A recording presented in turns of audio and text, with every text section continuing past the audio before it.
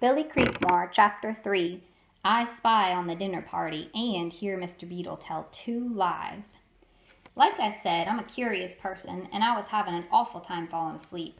I lay in the dark wondering who Mr. Colder was going to take off till I just couldn't stand it no more. Close to the time I figured the Beetles and Mr. Colder would be starting in on Peggy's pie, I crept off and planted myself under the Beetles' dining room window. It was a warm August evening, one of the last warm evenings of the year, and the moon was full and bright. The window was open, and when I looked in I saw Mr. Colder stuffing his face. "Mrs. Beetle, your pie would win a prize at any fair." "Why, thank you, Mr. Colder," she said, blushing away. "I do take pride in my baking, but no more than virtue would allow." I couldn't believe she was pretending she baked that peach pie. "Dear Mrs. Beetle," Mr. Colder went on, "I certainly hope you do not waste your talents on the miscreant boys in your charge. It would do them more harm than good." "I quite agree, Mr. Colder," she said. "Do you know, at first I felt quite badly about serving them the dry bread and thin soups that we do. I thought it was unchristian to keep them so hungry and thin. Time has taught me differently. Now I see them in a clear light." "As we all do," said Mr. Colder. "We were naive when we first came across this class of child, weren't we?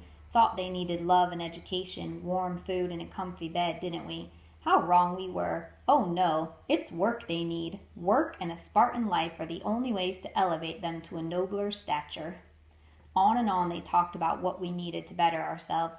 Then Mrs. Beetle excused herself and the men got down to business. "I need a quick boy," exclaimed Mr. Colder, "one who can move about in the close quarters of the furnace room." Peggy bustled in to clear the dessert dishes, but Mr. Colder waved her away.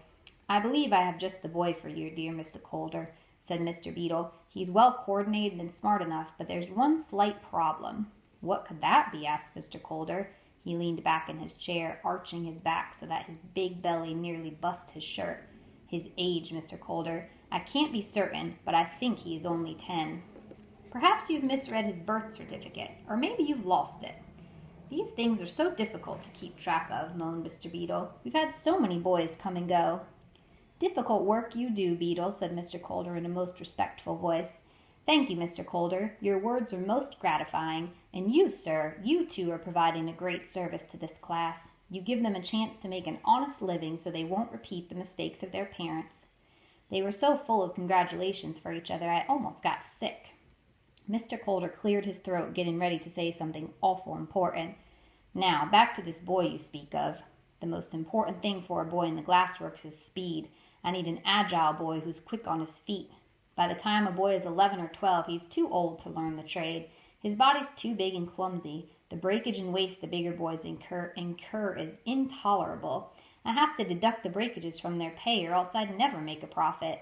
No, the government is short-sighted. Most boys of 11 or 12 are just too old, and it's a loss for them." "Right you are, Mr. Colder. So about this boy. Perhaps he's merely small for 12. Is there any documentation for the boy? A record of his baptism? A birth certificate, perhaps?"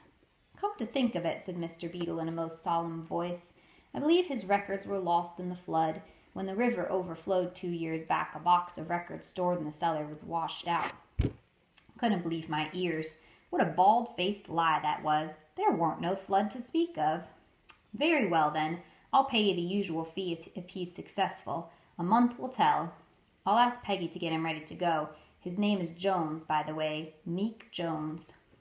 Off Mr. Beetle went to fetch Peggy. Mr. Colder stuck his finger in the side of the pie and licked it. He was leaning back in his chair, patting his big belly when I left. I heeled it back in the dark and slipped into my cot. Soon enough Peggy came in with a little knapsack for Meek. She bundled up his things and told him he was off to learn a trade, and warn't that a fine thing, and that Mr. Colder was waiting to take him away in his motor car. She made it sound ever so bright, but I thought I heard her voice catch, and I wondered if she weren't holding back a few tears.